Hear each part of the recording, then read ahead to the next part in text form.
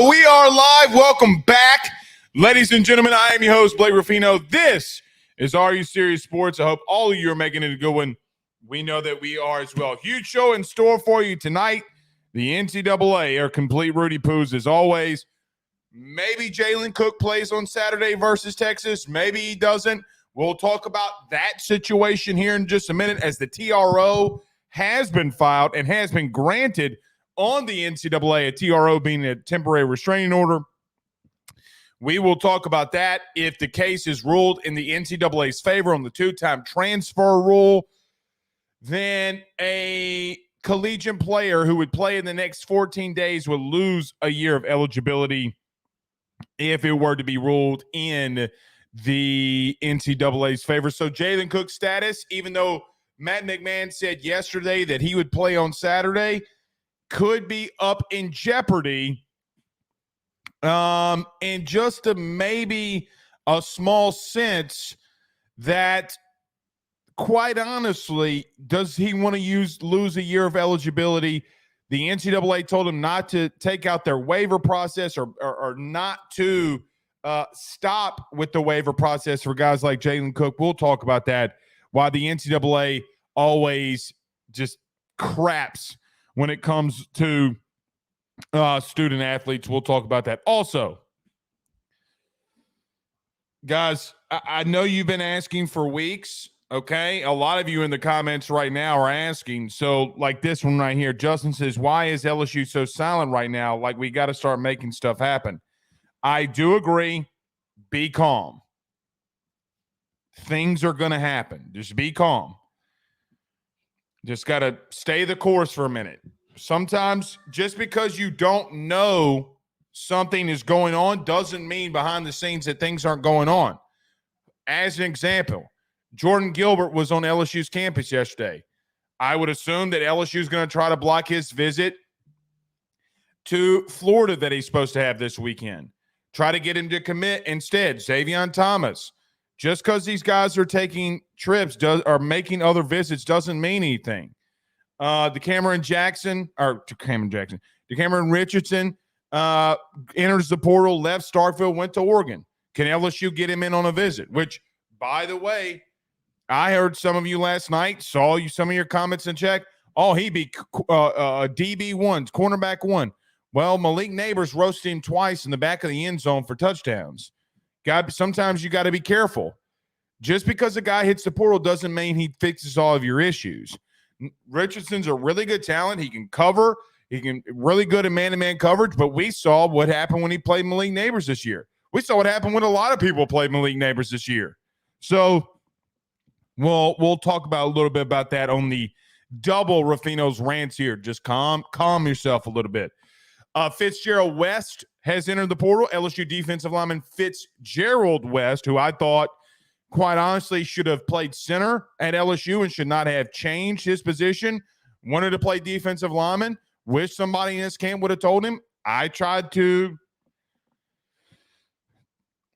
say it, not just privately, but on the show. He's not a defensive lineman. He's a center.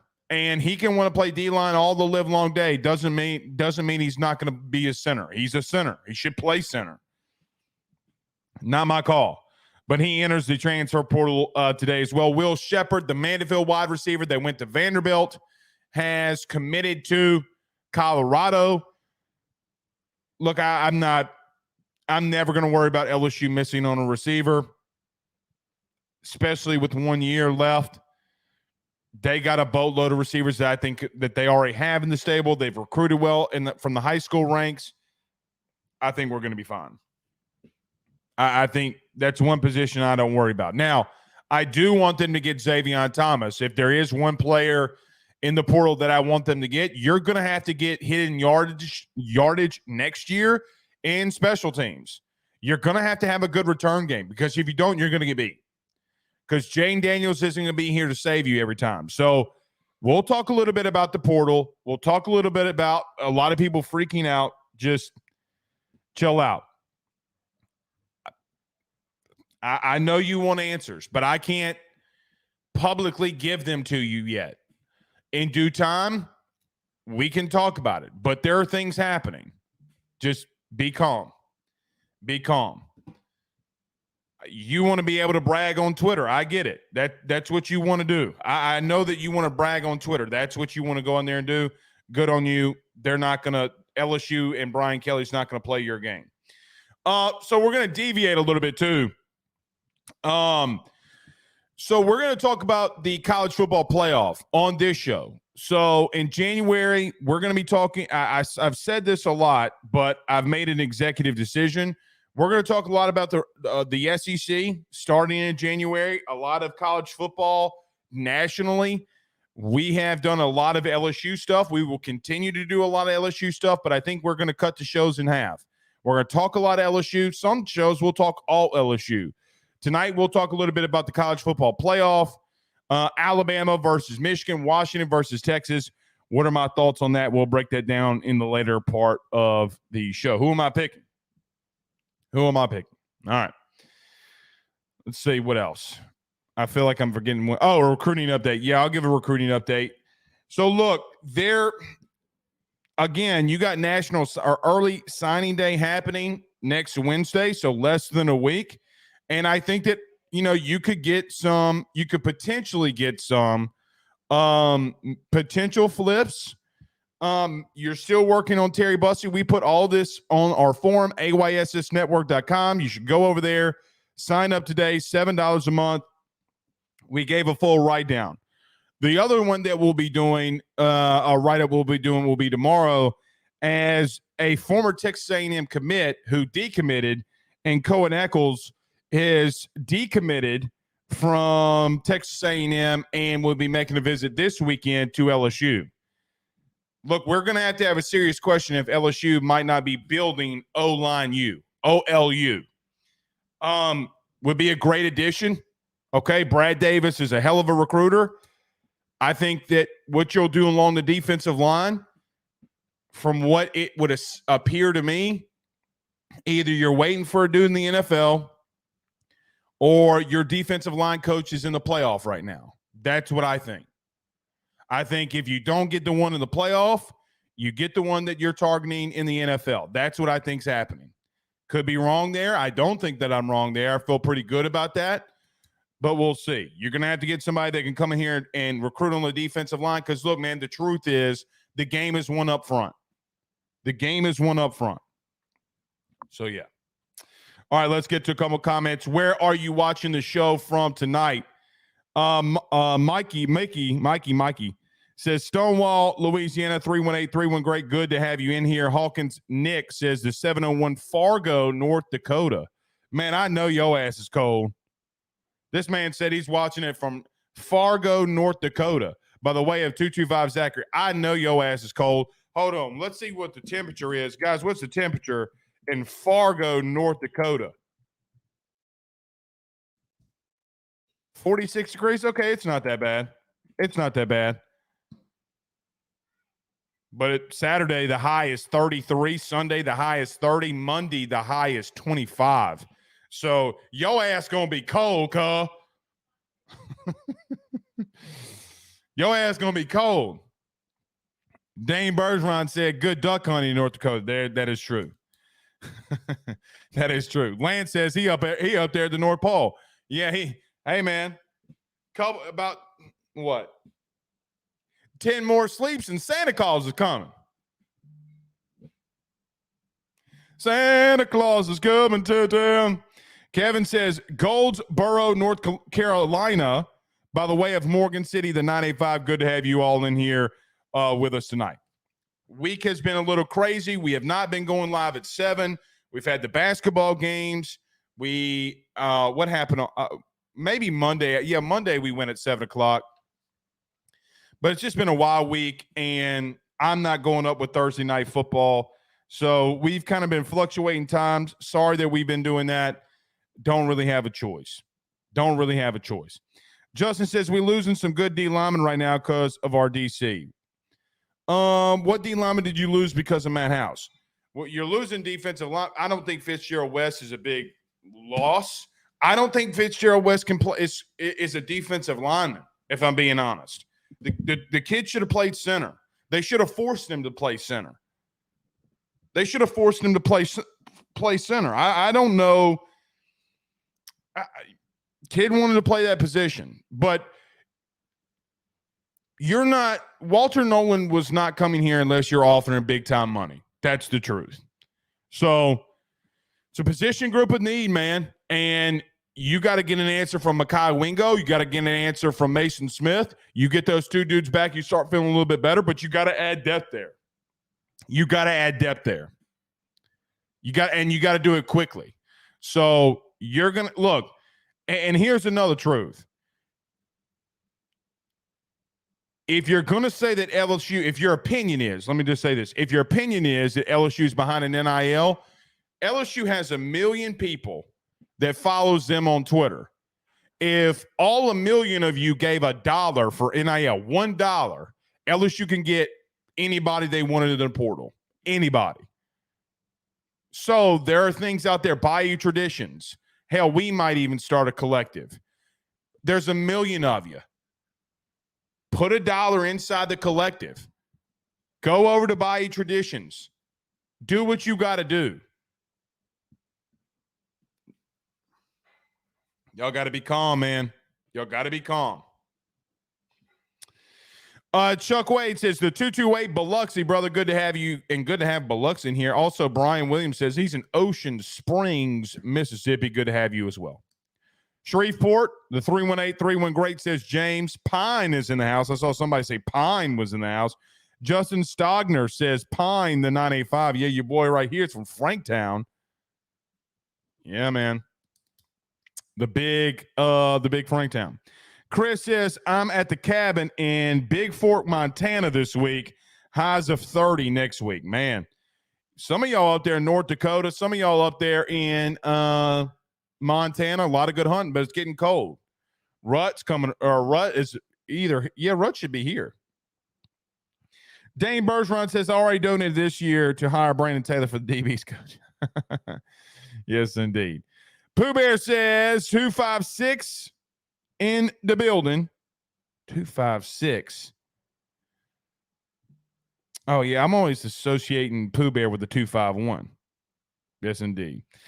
Penn Jones says he's in Duncanville, Texas. Okay. Didn't Duncanville play today at 3? I wasn't able to catch the game. Xavier Atkins, LSU's one of LSU's linebackers, plays tonight at 7. So you can catch some Texas high school football. I think they play DeSoto at 7. So it will be fun. All right, let's get to this Ruffino's Rants. We'll talk about the playoff, give you some recruiting and portal updates, what I think. I'm not worried about Will Sheppard. Do I think Will Sheppard can play? Yeah. Do I hate that we don't get him? Yeah. Him going to Colorado means nothing to me. It means nothing. A team that might be 6-6, 7-5 at best next year means nothing. Glad he's not going somewhere else in the SEC. Glad he's not going somewhere else in the SEC. That's all I care about. All right. Let's do this. Oh, and by the way, this shirt that we got on right here, Home Field Apparel, wearing our new rep over at home from Ruffino and Joe Show, Home Field Apparel. You can go over there and get all of your LSU gear. They got, especially for Christmas, you can use the promo code Ruffino Joe, get 15% off.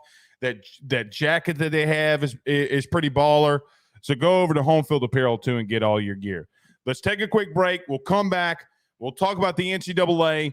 We'll talk about the transfer portal, why you need to calm yourself, and then we'll transition into the playoff. We'll talk what are my thoughts about Alabama and Michigan, what are my thoughts on Texas and Washington, and then we'll get on out of here.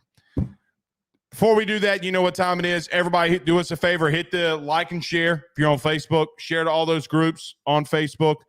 If you're watching us, listen to us on YouTube, like, subscribe, notification bell, wherever you listen to podcasts. Rate, review, and subscribe. We greatly appreciate you doing that. Why you need to calm down. Why we can't talk about it. It's not going to be public right now. I feel good on where LSU sits on some of these guys in the portal. They're going to get some things fixed. Don't worry about that. We're going to talk about it next.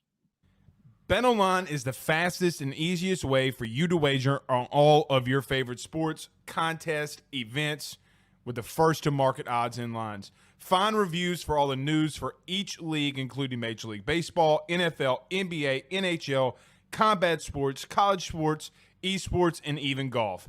BetOnline continues to be the top online resource for all of your sports information for live in-game betting, props, and futures. Head on over to BetOnline today and use your mobile device to join and make your first sports bet. Use our promo code BELIEVE50, that's BELIEVE50, BLEAV 50, to receive your 50% off welcome bonus on your first deposit. That's betonline.ag, betonline.ag. He will sell your house and find you a new. Well, Tyler's the man, he's here for you. If you want to buy or sell, well, it's not too late. Dial 955-0008. Just call 955-0008. Y'all call Tyler, he'll shoot you straight. Ruffino and Joe Show is brought to you by Home Field Apparel, which is the best, without a doubt, premium collegiate apparel brand that is out there. They have over 150 different colleges that you can choose from, whether you're an Illinois fan or a Rutgers fan, maybe you're an LSU fan like Blake, or maybe you're an Alabama fan. Whatever it is, even Idaho, they have so many different designs for so many different football programs that I can guarantee you're going to find some great stuff to help root for your favorite team. I've already gotten my Notre Dame stuff. Blake has his LSU stuff. Make sure you head on over to homefieldapparel.com to check out your team's collection of clothing apparel that they have on the website. And when you do so, when you check out, make sure you use promo code RuffinoJoe to get 15% off your order. That is RUFFINO, Ruffino Joe. Head on over to homefieldapparel.com and get your college gear today. We're back.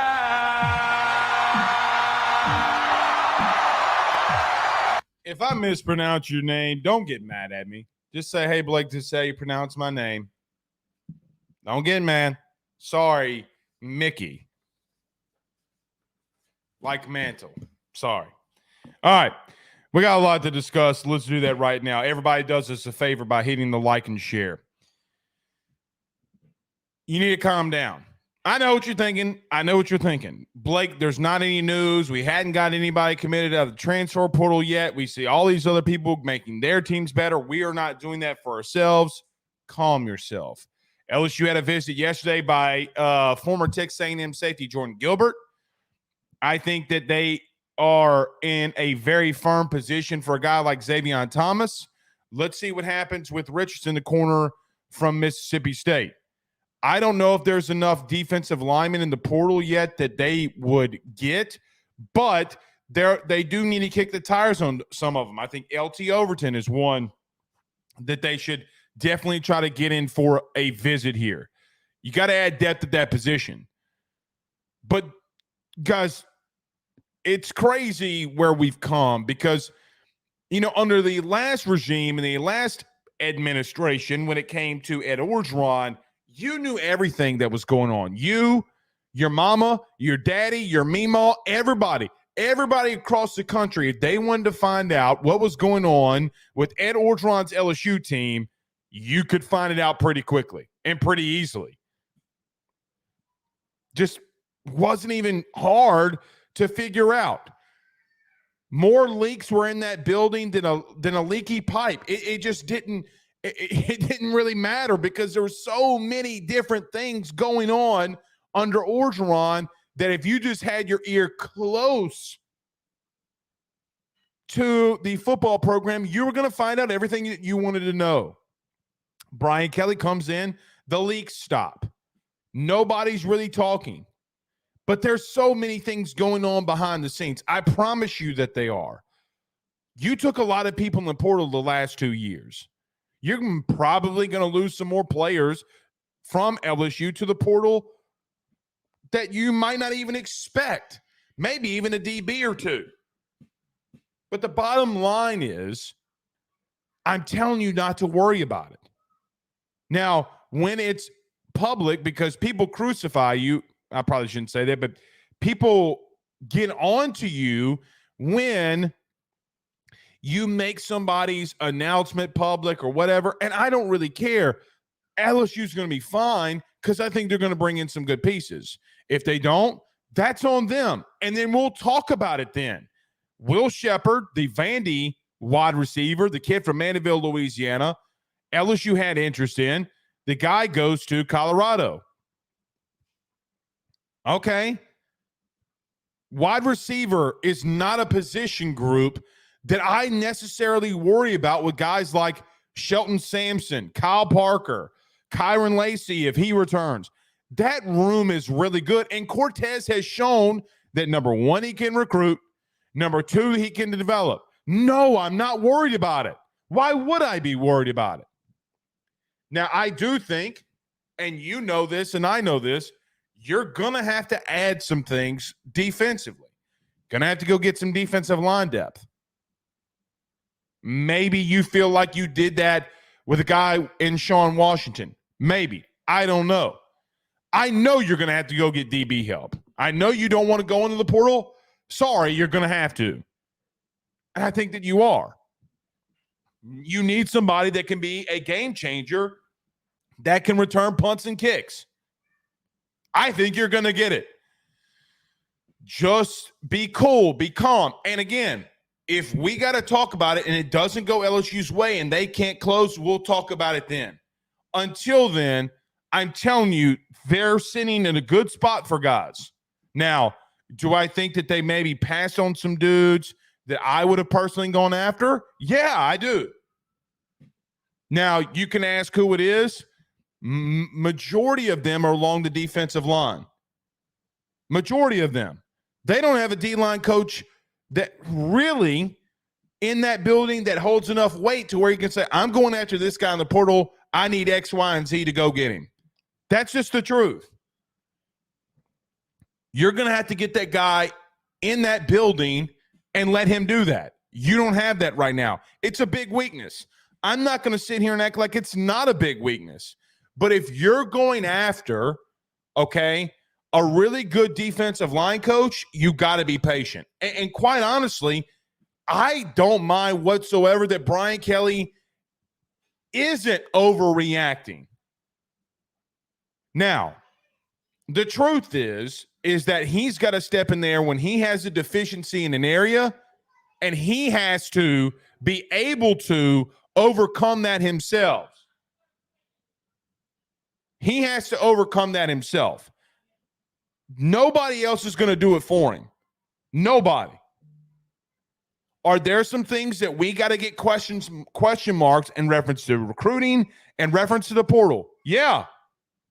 No question. But I'm telling you, RELAX. Relax. It's going to be fine. LSU will be fine there. One other thing about recruiting, okay? Hey, guys.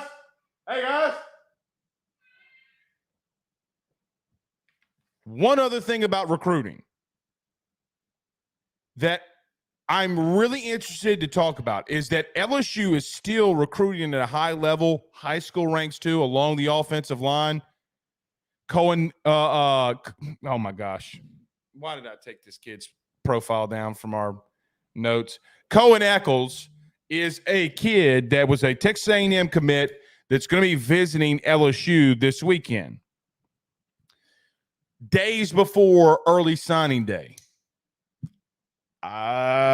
Signs point in one direction. Signs do point in one direction. And I'm not talking about the band. We might have to have a conversation about LSU being OLU because they're recruiting at such a high level. But offensively, I don't worry about what you're doing. Legitimately, I don't. I don't worry about you recruiting at wide receiver, at quarterback, because in January, in less than a month, I think you're going to get some really good news out of the high school ranks. I don't worry about running back. I don't worry about offensive line. Guys, the truth is, if you can figure out what you're doing defensively, you're going to be fine. It's the opposite of less. It's the complete opposite of Les Miles. You're going to have to figure out what you need to do on the defense. Now, that if it's my just opinion, not saying this even should happen. I'm not getting paid $10 million a year to make this decision. This is just my opinion. I can be wrong here. A lot of you feel the same way. Give me a thumbs up in the chat if you think Matt House needs to be fired or at worst demoted from being the DC. Give me a thumbs up in the chat because I think that's the first move that you're going to have to make at minimum. At minimum, even if you don't go into the portal and get other players, no matter what happens, you're going to have to demote him. Number two, I know I said that just a second ago, even more than players is the coaching. Well, you're going to have to go get players. You're going to have to figure out what you're doing in the defensive backfield. Look, I like guys like Toviano. I think guys like PJ Woodland can come in here. Deshaun McBride. They got a lot of high school kids that I think that I like this year's DB room from high school recruiting far better as a whole than I did at all last year. Because I think PJ can play. I think McBride can play. We'll see how quickly Jawan Johnson can pick up being a DB. But nevertheless, you're doing some good things along the high school ranks. Don't look at the ranking all the times because I think you're filling a lot of needs. You got to fill the big need along the defensive line.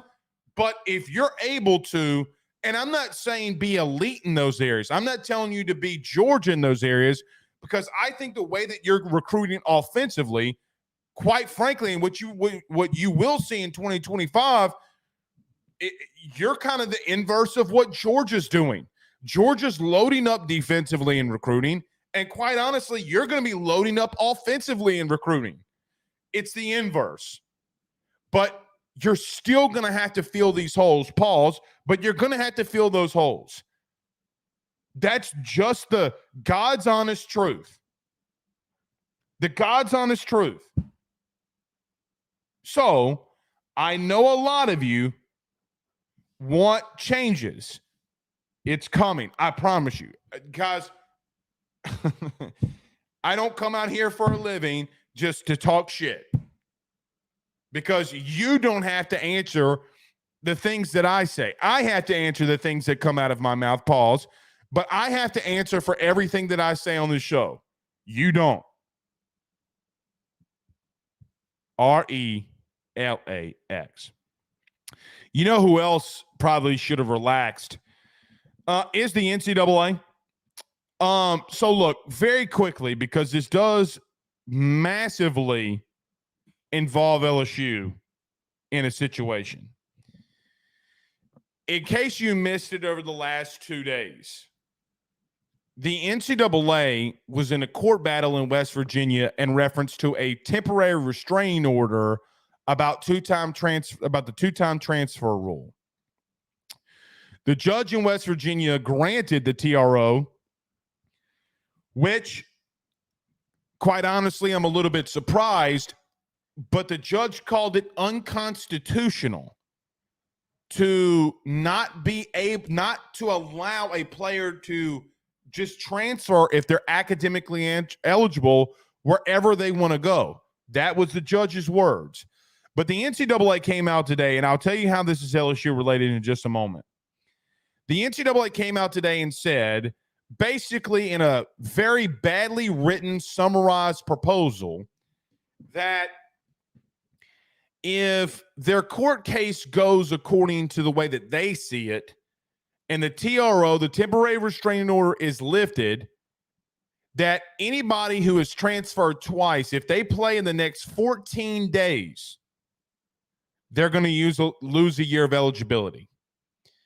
So you mean to tell me that you're not going to give grace to two-time transfers, even though you just got a temporary restraining order placed against yourself about something that, and I'm quoting here from the court case yesterday, is unconstitutional?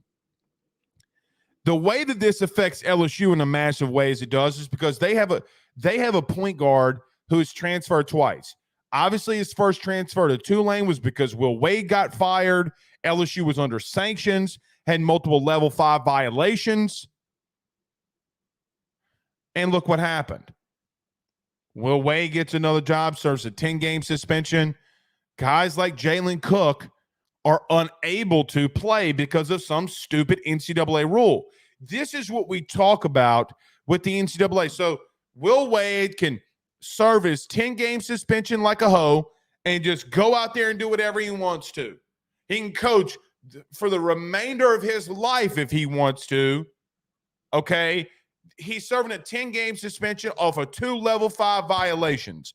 Meanwhile, when that coach got fired and LSU's under sanctions, one of the players has to transfer or transfers, but wants to ultimately come back. And, hey, if we win this court case out in West Virginia and you play this kid in the next 14 days, we're taking a year of eligibility away from him. How stupid can you be? It's the same exact thing that's going on in college football. Now, stay with me here. You allowed Charlie Baker, a career politician, a governor of Massachusetts, to sit as the president of the NCAA. He does not know what he's doing. The big 4 sports in college athletics need a commissioner. God, there's no other way around it. Let the NCAA do what they're doing, but let the commissioner of all 4 major sports, women's basketball, baseball, and football, let them have ultimate autonomy of what decisions need to be made. And we'll go amongst ourselves. Now, the only problem with that is they'll probably hire more politicians that are all idiots, okay? But now, not only did you hire a politician to run the NCAA like a dumbass, what you did is now you have senators in Georgia, you have a governor in Florida, and senators and representatives in the state of Florida who want to sue the college football playoff and let Georgia and Florida State be a part of the college football playoff as a 5-6 seed. Politicians getting involved in college athletics. Guys, you do not know what cover 1 man-to-man coverage is. If you ask Ron DeSantis right now what cover 1 man-to-man coverage is, a 3 technique, if you ask him what a pulling guard on the backside pulling guard needs to do on a track block or a gap block, he's not gonna know. But yet y'all want these Rudy Poo candy asses to come out here and govern college athletics. You want them to do something with NIL, the transfer portal? The Supreme Court, the highest court in the land, said that everything that the NCAA was doing was unconstitutional. But yet we got to do some federal regulations here to try to remedy things. You're not going to remedy shit. The cat's out the bag. Charlie Baker, if Jalen Cook plays against Texas on Saturday, and by whatever reasoning they win their court case in West Virginia, and they take a year's eligibility away from Jalen Cook, I'm going to lose my outright mind. I might file my own injunction on Charlie Baker's dismissal as the president of the NCAA, make him come to his happy ass. Let's not do it in state court. Hell, let's do it in federal court if you want to. I am so tired of politicians who don't know about football or basketball or baseball being involved in these sports. Because logic has to prevail. And even a guy that's not even at LSU and Jalen Cook, I don't know if I wouldn't allow Efton Reed to play. Now, if I'm not mistaken, maybe Efton Reed did get his waiver passed. I don't know. I don't cover. I know he was at Gonzaga. Where's he at now? We play the team that he's at. Okay, but I forget where Efton Reed even is. But the sad truth is, whether you like it or not, these people that you pull the lever for, okay, on Tuesdays or Saturdays or when you early vote, they are not making your sport better. They're making it worse. How is it? Let me ask y'all this question. How is it that Will Wade can be fired, rightfully so, even though all of you hate it because you're not winning right now? You know that was the right thing to do. And even if it wasn't, some of y'all making some of these claims about Scott Woodward, you're a casual. You're a dumbass. Right? Like, Scott Woodward just bought you 2 national titles in the last 6 months, and you're going to question him on firing Will Wade after 2 level 5 violations when you know, I know, your Meemaw knows, my wife knows, her sister Heidi knows, everybody fucking knows that LSU basketball was sacrificed for football. That's what everybody knows. You want the cat out the bag? There's the cat out the bag. And you're not going to ever make money for LSU basketball on stuff that I do. I promise you.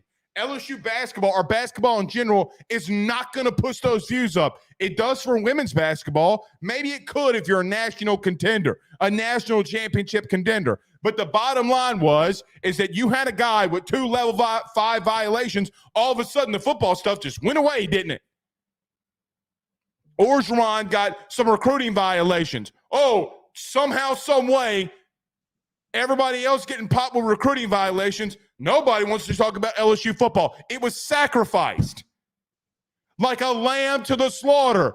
If you want to get biblical with it, it was like when Abraham had to bring his son Isaac down. God said, bring your son here, boy. And then he said, now you're a son of God. If you want me to preach, you know that that's the truth.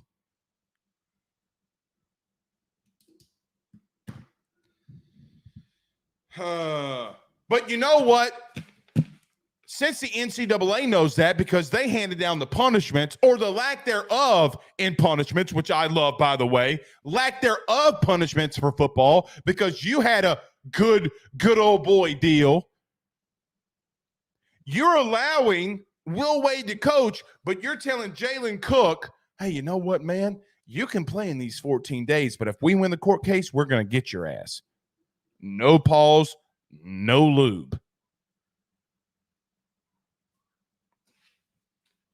Guys, are we when LSU basketball got the violations that they did it just go over your head? Did you not realize what happened that day and what was sacrificed? Like, does somebody like myself have to come out here and spill it out to you? Because it's the truth. That's exactly what happened. I don't know what to tell you. But it's 1,000% what happened. All right. Here's the Jalen Cook. Maybe he plays against Texas tomorrow. And my God, the legend that kid would have if LSU finds a way to knock off Texas tomorrow. Because, man, I do not like Texas. But we're about to have to talk about him. I'm about to have to talk a little glowingly about him because we're about to talk about the college football playoff. All right. Let's do this. Let's talk about our good friend, Carol Falls, the good friends over at Drake Williams Law Firm, our good friend Steve Bean over at Bayou Daiquiris and Bayou Bowl to go. Before we do that, let me talk about our good friends over at Avid Inspection Specialists, where peace of mind happens. Residential and commercial inspections, mold inspections, asbestos inspections, lead inspections, drone inspections. With their 11th month new home warranty inspections, guys, they do it all. Literally, they do it all. AvidSpecialist.com is their website. Avid Specialist 225-717-5591. That's 225-717-5591. LHI number 11331. We're back in just a minute. Let's talk about the playoff next. Guys, you might know my good friend Carol Foss and all the great service that he provides over at State Farm. He is your good neighbor after all. But did you know State Farm has surprisingly great rates as well? Along with the great neighbor service, State Farm agent Carol Foss has surprisingly great rates for everyone inside the state of Louisiana. So call him today at 985-395-4300, 985-395-4300 for all of those surprisingly great rates on auto, home, and life insurance needs. Like a good neighbor, State Farm is there, and individual premiums will vary by customer. All applicants subject to the State Farm underwriting requirements.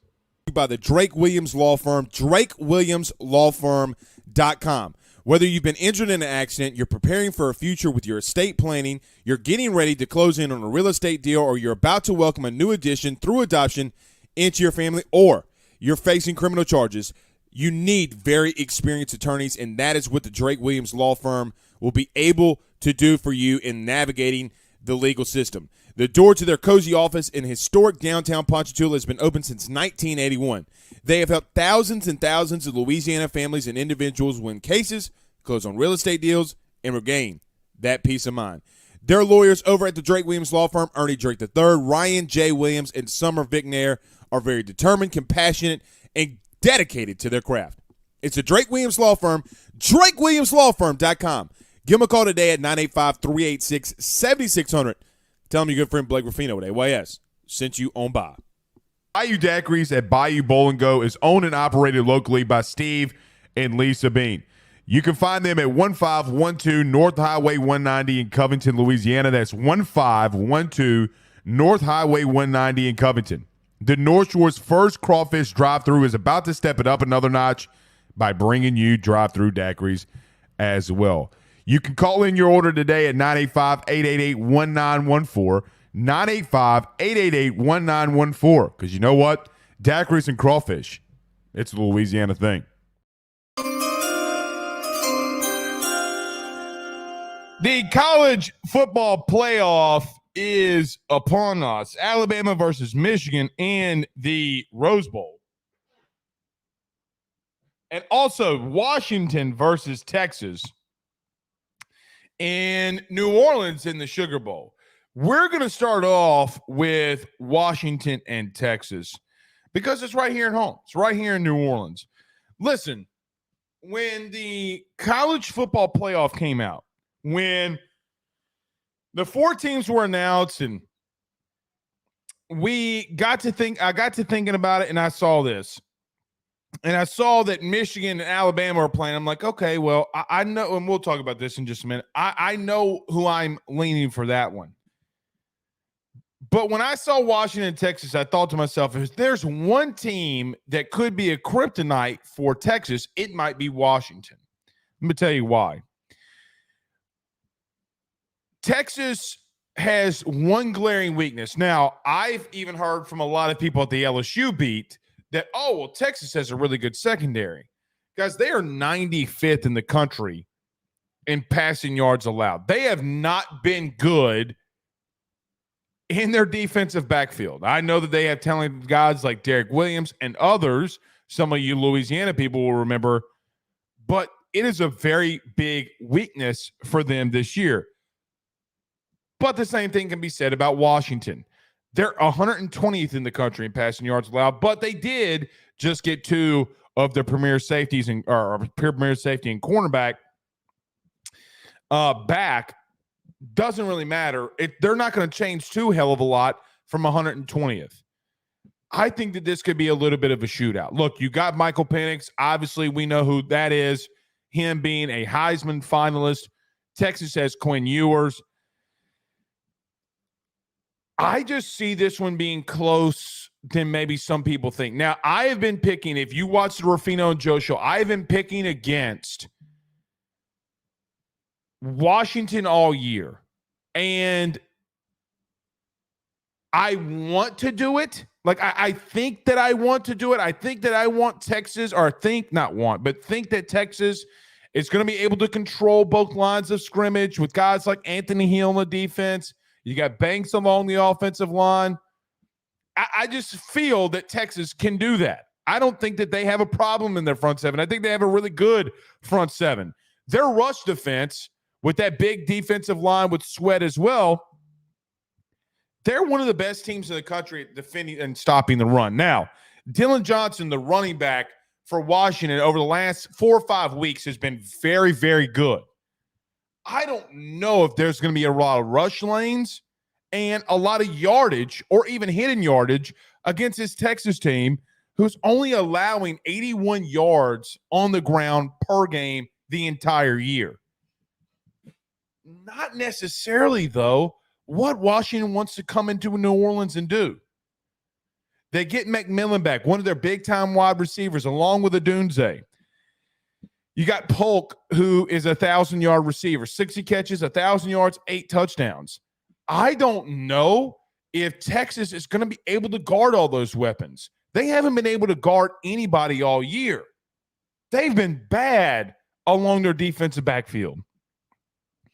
I could really see either team winning. If Washington is going to win, it's going to be because, look, Texas's front seven couldn't get to Penix quickly enough. I mean, it'd be like the bowl game last year. And Penix was able to throw the ball all over the place, and eventually they got the running game going. I think the same for Texas. Their main running back is out. They do have some bigger guys in the backfield like Baxter and Blue. They're going to take a lot of the handoffs. But the bottom line is, for me, I just think that Penix and Washington can come in here and throw it all over the place. I think that this could be a 46 or 45, 42, 45, 41 type of game, either which way, because I think their points are going to come at a very big premium. Give me the over massively. Can it be a low-scoring game? Maybe. Maybe Washington with a month to prepare defensively can be better. Maybe Texas stops the running game. That front seven is able to get after, Michael Penix. But, man, Alabama, who was really bad offensively in the beginning of the year, scored 24 points. And this ain't that, yo. You have not seen an offense like this all year long. Quite honestly, the best team that you played at the time that you played them clearly was Oklahoma. Now, I know that Quinn Ewers was out. Malik Murphy, who just into the portal, came in, did some decent things. Look, Texas is going to bully them up front. I would fully expect Texas to play a little keep away. It'd be smart early to play a little bit of keep away, but I don't know how you can when Washington is 120th in passing yards allowed. It's got to be the most interesting game for me in the semis. I'm obviously going to love watching a big physical game and against Alabama and Michigan, but I think this one's more intriguing to me. I think that this is a bad matchup for both teams. Really. Weaknesses versus strengths for both sides. Both sides. So, we'll see. One thing that I also added this to about Texas, they have been exceptional on third down defensively. They are not allowing anything, not even through the air. You try to run it on them on third down, they're going to pop you in the mouth. They have been good on third down defending anything that is thrown their way. They're second in the country in third down defense. Here's the problem, though. They're 67th in the country on third down offensively. Now, some of that can be skewed because Quinn Ewers wasn't there, right, for a couple of games this year, and it wasn't good at all. So they're not that bad at 67th, but Washington can't stop anybody. They're 81st in the country in third down defense. I think something's going to give there. Normally, I would lean defensively of things getting better. Okay, if there's going to be a unit that gets better, normally I lean a little bit defensively, especially with a team like Washington who has just continuously found ways to win. I'm not making my pick yet. I am leaning Texas, but something is telling me not to, because the number one passing offense in the country comes into New Orleans that, quite honestly, New Orleans hasn't seen a passing game like that since 2019 LSU went into that Sugar Bowl. The three weapons of Polk, McMillan, and Odunze are going to, I guarantee you, is keeping Sarkisian up at night. And I don't know how it couldn't, because those three weapons can get after him. I do, and have said all year, though, I think Washington is the most fake team in the playoff. Would not, if there's a splattering on our hands, it's going to be Texas laying the splattering down. I just don't see that happening. Don't see that happening. Alabama, excuse me, pardon me, Alabama versus Michigan. So look, in the Rose Bowl, feels a little weird seeing Alabama in the Rose Bowl, not like in the Sugar Bowl. You know, a lot of Southern teams, a lot of teams, I guess because they're fourth and you got Texas, whatever. But it feels a little bit weird to me. It feels weird that Washington, in a way, has to come all the way to New Orleans when the closer game to them would have been the Rose Bowl. And by the way, it's not like the Rose Bowl is closer to Michigan, because New Orleans is only like 1,100 miles away from Ann Arbor. I think LA is like 2,200 miles. You're going to have to catch on the plane to go to either which destination that you want to. You probably want to go to New Orleans if you're Michigan, because it's going to be cheaper in New Orleans than it will be in LA. I don't know. I digress. But Alabama versus Michigan. Listen, I know a lot of you are going to hate what I'm about to say, but stay with me. Michigan has the number 2 total defense in the country. They've been good all year. They were good against Penn State, good against Ohio State, did a lot of great things all year long. They have massive weaknesses too. We saw it when they played Maryland. We even saw it when they played Ohio State. That I do think that Alabama can exploit. I'm going to give a hot take to you. And I want you to give me a thumbs up or thumbs down. Thumbs up if you agree, thumbs down if you disagree. Jalen Milroe might be the best quarterback that Michigan's seen all year. Now, before you put the thumbs down, let me just tell you this. Kyle McCord to date is the best quarterback that they've seen. And Jalen Milroe has been better than Kyle McCord, without question, pretty much even from the start of the year. This is the best overall team that Michigan's faced. They have not tested themselves. I'm not trying to be an SEC homer. Now, I know what a lot of you are going to say. Oh, Blake's just being an SEC homer. No, I'm not. You know why I'm not? Because I've seen Alabama test themselves all year long. I've seen them test themselves against Texas and lose. Seen them test themselves against, at the time, ranked Tennessee, against LSU, against Georgia, and win those games. I know a lot of you want to throw the Auburn game in there for Alabama. Okay, well, that game's always close. I really don't care about that. Because I've seen Alabama play down to lower competition, and I'll just even throw this for LSU fans. 2021 and 2021 when we played them, and the game was a 6-point game. You were a 6-7 team at the end of it. You played that game pretty closely. The Auburn last-second heroics doesn't necessarily bother me. That Auburn team also cut the game close with Georgia. But Alabama responded right quickly and beat Georgia. And quite honestly, I know that was only a 3-point game in and of itself too, but they pushed Georgia around along their defensive line. That O-line that struggled in the beginning of the year, they pushed them around. And I got to be real with you. Do I think that Michigan's got a really deep and good defensive line too? Yes. I don't think they're Georgia. And what's going to happen, I just don't know if the team that Michigan is going to finally test themselves against, it being Alabama, good luck, man. But J.J. McCarthy, the quarterback for Michigan, is going to have to be the catalyst for a Michigan win. Now, and look, me and Joe talked about this, I think 2 weeks ago. You can go to Rufino Joe when we broke the game down even deeper. I keep hearing a lot of people since the 2 weeks before we started talking about it saying to myself, well, J.J. McCarthy's legs is going to be the key. Well, J.J. McCarthy has only run the ball 57 times this year. Some of those are sacks as well. for 146 yards and 3 touchdowns. Can he escape with his legs? Yes. Can he do some good things with his legs? Yes.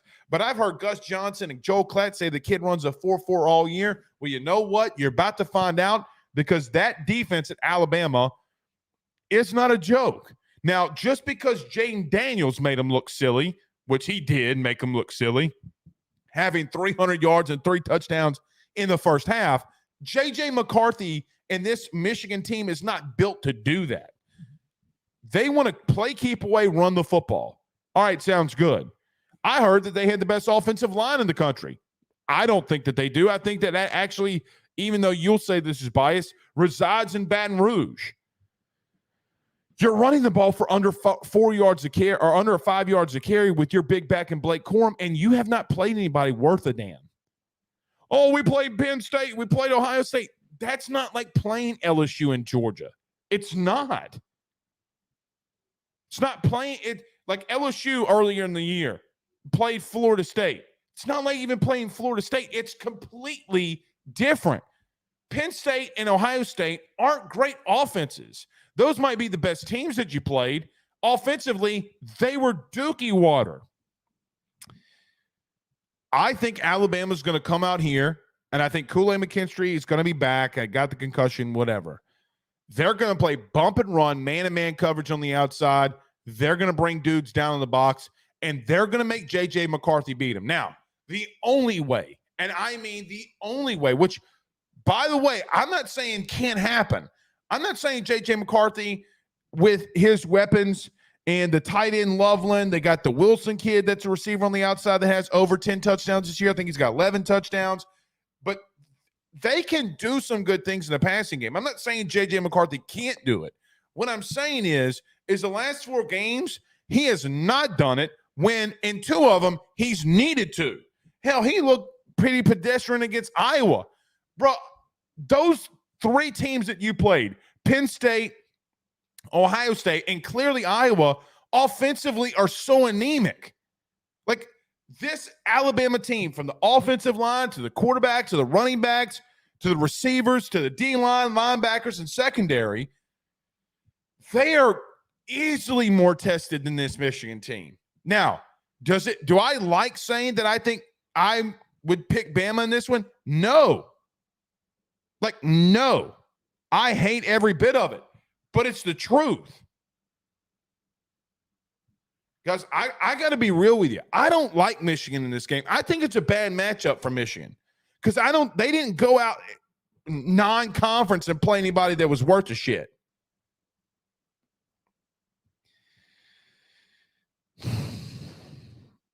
Rush defense, yes, they've been good all year, but it's not the same. They have not seen a spread attack like this to all extent. The one time they did against Maryland, and I got to be honest, the Tagovailoa kid doesn't have the legs that Milroe does. Yes, can he throw the ball better than Milroe? I'm with you. But if I would have told you, guys, think about this. Jalen Milroe beats J.J. McCarthy in every statistical category: yards, touchdowns, rushing attempts, rushing yards, rushing touchdowns. J.J.'s got him in accuracy. But the better quarterback this season, statistically, just saying statistically, has easily been Milroe. It's not even close. Milroe's at 35 touchdowns on the year. 35 touchdowns on the year. McCarthy is at 22. Well, this is our style of play in Michigan. I don't give a shit about your style of play. You say J.J. McCarthy runs a 4.4.